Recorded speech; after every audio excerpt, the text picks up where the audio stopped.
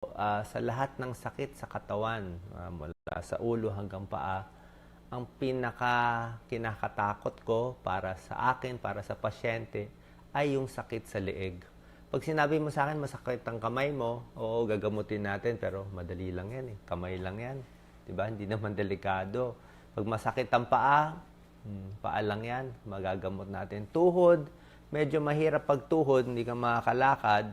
Pero yun ang pinakamalalang pwede mangyari, hindi ka makalakad. Pero kung masakit ang leeg, pag manhid ang leeg, medyo delikado.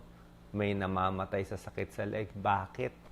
Napakahalaga po ng leeg natin. Una-una, nandyan yung mga arteries natin dito, malalaking ugat.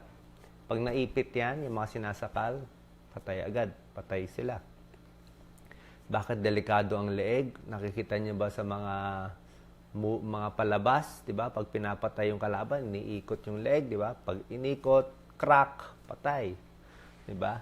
So yung leeg ang pinakadelikado sa lahat, yung mga may neck pain, yan ang tuturo ko ngayon. Kunwari lang ito yung neck, ito mga vertebrae natin kunwari sa neck, yan, oh. Kunwari lang. Meron siyang mga ugat na lumalabas. So, tuturuan ko kayo ng mga tips para malaman kung deadly ba yung sakit nyo sa leeg o hindi naman deadly, na hindi naman nakamamatay. Ang sakit sa leeg, pag sinabing leeg, pwedeng dito sa likod, sa batok, pwede dito sa may kanan, kaliwa, pwede rin hanggang shoulder, leeg pa rin yan, kasali yan dito, konektado yun sa leeg, pati dito sa likod, sa may shoulder. Ano ang dahilan na sumasakit ang leeg natin? Una-una, pwedeng hindi lang maganda ang posture. Sa mga nanonood ngayon, di ba? Parang ako, dapat aware. So, wag masyadong kuba. Di ba? Wag masyadong kuba. Wag rin masyado paatras. Yung tama lang. Dapat pantay ang likod. Yan, pantay ang likod. Straight back. So, pag poor posture, dyan sumasakit ang mga muscles sa leeg. Pag sumakit yan, ewan ko kung nakikita niyo yung picture na nilagay ko sa PowerPoint sa likod. Pag sumakit itong mga muscle, naiipit yung ugat. Pag naipit yung ugat sa leeg, yan ang delikado. So, poor posture, nai-strain yung neck natin. Bakit tumitigas ang neck muscles natin? Mabigat ang ulo natin eh. Ulo natin mga 20 pounds, mabigat eh. Dinadala niya yung ulo. So, kailangan maayos ang posture. Pangalawa, sobrang galit. Sobrang inis. Pag sobra kang inis, nag-grind ka, galit ng galit ka, hindi mo alam, tumitigas ang kamay, yung panga mo, baka natutulog ka, ginagrind mo yung ipin mo, galit na galit ka, titigas siyang dito. Kaya yung mga taong stressful ang trabaho, tingnan nyo po yung mga galit na nagko-computer o yung mga minsan lawyers, mga judge, mga politician, yung mga basta stressful ang trabaho mo, talagang tumitigas yan. Yung lagi na sa computer. So, paano gagawin nyo? Lakad-lakad. Diba? Ngayon, pagka FB Live ko, lalakad-lakad, galaw-galawin mo para mabawasan yung sakit at manhid. Kahit manhid, hindi rin magandang sintomas yan. So, poor posture, muscle strain. Pangatlo, pwede rin dahil sa arthritis. Pag nagkakaedad, magkakaroon na tinatawag ng mga bone spurs. Ibig sabihin, merong mga buto-buto na maliliit na tumutubo dito sa may neck natin, kaya hindi na maganda yung paggalaw. Pag pumunta nga kayo, ito nga kinakatakot ko dahil, pag pumunta kayo sa matahimik na kwarto, punta kayo sa kwarto, tahimik ng tahimik, walang ingay, sarado nyo yung pintuan, ikot nyo yung neck nyo, ikot nyo. Malamang makakarinig kayo ng crack, crack, crack, crack. May tumutunog yan. May mga crepitus yan eh. Pwedeng arthritis, pwedeng old age, pero babantayan natin yan. So, yung joints natin, pwedeng magkaroon ng osteoarthritis dahil sa pag-edad o baka meron kayong mga ginagawa sa neck. Ito yung delikado, yung pang-apat, yung nerve compression. Nerve compression, pag naipit yung ugat. Ayan, pag nalalapit ko siguro to. Pag naipit, yan ang delikado. Pag naipit na yan, namumula, sasakit, hindi po maganda. Magkakaroon ng sintomas yan pag may nerve compression. Pakita ko na rin. Gumagalaw yung disc Pag gumalaw ang disc, namumula, maipit ang spinal cord, sobrang delikado po pag naipit ang spinal cord natin. Nakita nyo naman yung mga aksidente, di ba?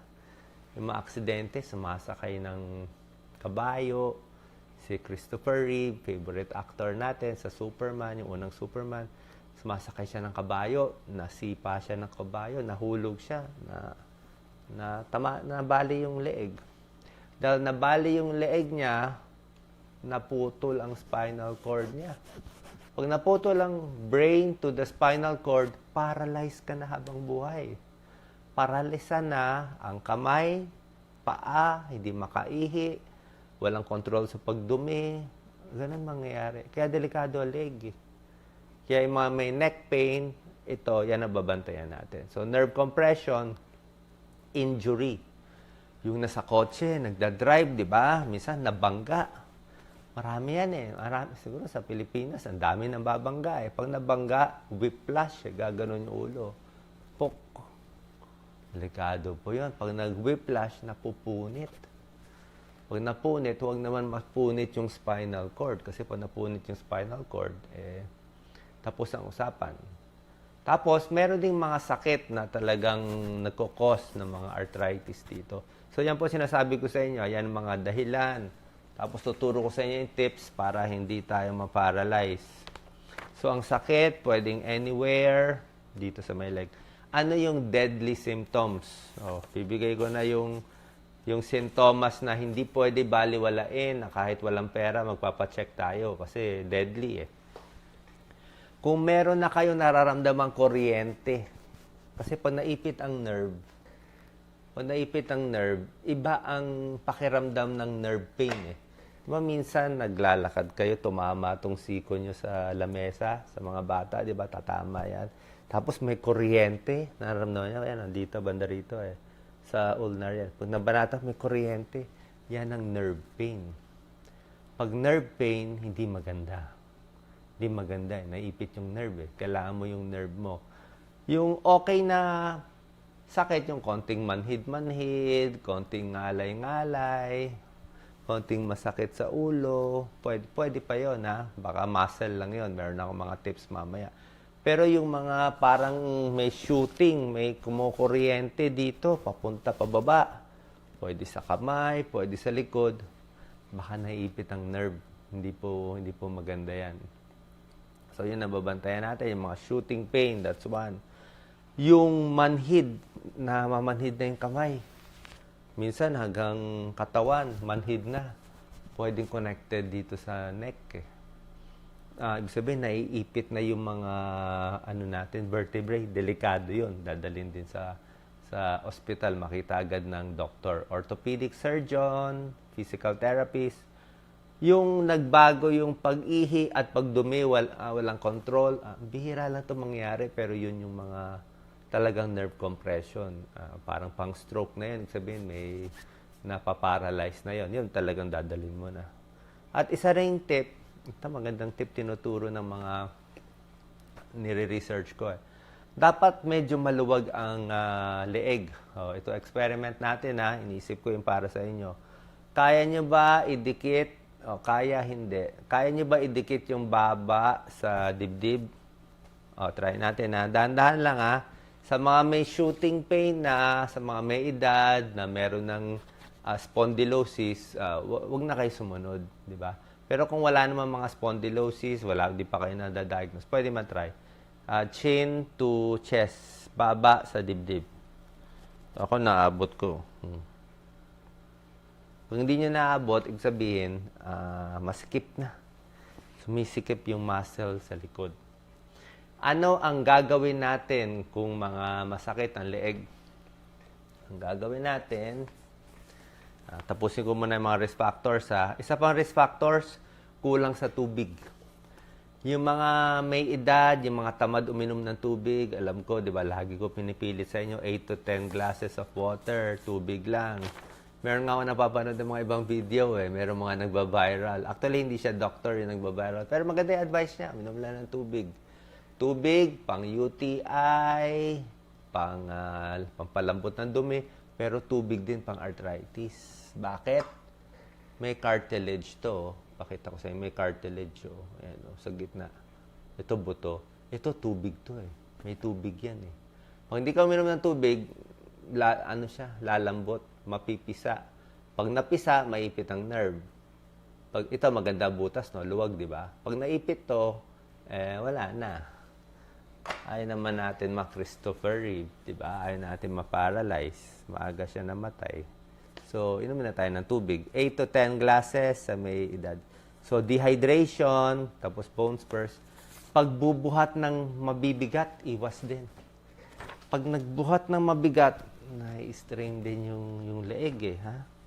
Baka mag-slip disc. Delikado yun. So, mga muscle weakness. Anong test ginagawa ng doktor? Pwedeng x-ray, pero minsan kulang x-ray. May MRI, mahal. May CT scan. Meron pang mga nerve test na ginagawa. Okay? Pero ayaw natin umabot dito. Pero kung meron kayo ng mga sintomas, yung sinasabi ko, kinokuryente na, at talagang manhid na, parang walang choice eh. Kailangan nyo ito gawin. So, ang gamutan, pwede lagyan mo na ng mga hot. Okay lang naman mga hot pack eh. Hot or cold dito. Sabi ko, relax lang. Huwag mainit ang ulo. Tapos, yung mga exercise. Ito ang pinakabawal, matigas ng ulo. Ito, cellphone, di ba? O, paano tumingin ng cellphone? Kaya nasisira ang leeg ng kabataan at may edad kaka-cellphone. Kung gusto nyo mag-cellphone, itaas yung ganito. Okay? Bawal yung ganito. Bawal na bawal yan. Yan ang gawain natin. Di ba? May text ka ng sa boyfriend mo. Titignan mo, nakaganyan ka matagal. Sasakit naman ang neck mo. Di ba? Hindi pwede masyadong mababa. Ang sikreto, itaas ito, atras konti. Ito ang tip eh. Imbis na ulo mo bumaba, mata lang ang bababa. Yan mata lang. See? So, okay ang neck ko. Mata lang ang bumababa. Huwag yung ulo. Ha? Kahit sino pa nag-text. Mata lang. Sulyap-sulyapan mo lang. Okay? Yan ang tip ha. Mata lang ang bababa. Huwag yung ulo. Kasi, lalong mabigat. Parang may dala kang isang mabigat na bag. Kung hawak mo dito, magaan. Kung ihahang mo, sobra bigat. Tsaka isang tip pa para hindi sumakit ng leeg, maganda yung ganitong silya. May kamay. Ito. May kamay. Ito. Meron para sa kamay. May support. May support to. Mas relax. Kung hindi, bagsak ko. Ayan bagsak ko. Strain, no? Kita niya ba? Strain, bagsak. Ito, may support. Relax. May sandalan. Diba? So, that's one tip. Tapos, 30 minutes of working, kahit may meeting kayo, kahit ano pa, isang oras, alam ko, ang daming mga meeting, kahit sa klase, baka pwede sabihin sa teacher, every hour, pabigyan naman 5 minutes, maglakad-lakad, pumunta sa CR, diba? So, umihi muna, pamparelax, tapos lakad-lakad, galaw-galaw lang. Pag naglakad-lakad kayo, wag mo na mag-computer, wag mo na mag-cellphone, mababawasan yan. Marirelax. So, hot and cold, pain reliever, hindi ko ina-advise. Lagi ko hindi ina-advise. Kasi kahit anong pain reliever, inumin mo, pag ipit pa rin eh. Wala kang magagawa eh. Pag ipit siya, ipit pa rin. Kahit ilan ang inumin mo. Kahit mabutas na sikmura mo sa pain reliever, wala. Kahit masira na yung kidney mo sa pain reliever, bale, wala. Sira yung leg, sira yung kidneys, wala kang pain, sira naman lahat. Diba? So, hindi yan solusyon. Ha? So, yung tinuturo ko, hot and cold, lakad-lakad, rest. Tapos, mag-break sa trabaho. Yung computer, dapat mataas. Ha? Mataas. Level. Ito mo to computer ko mataas. Kasi kung mababa, nakababa ka rin. Ha? So, yung workplace mo, i-adjust. Ito pa bawal, yung mga telebabad. Diba? Telebabad. Kaya ako, alam mo ginagamit ko? Earphone. Sobra ganda yan. Ang tagal, kausap mo, 30 minutes.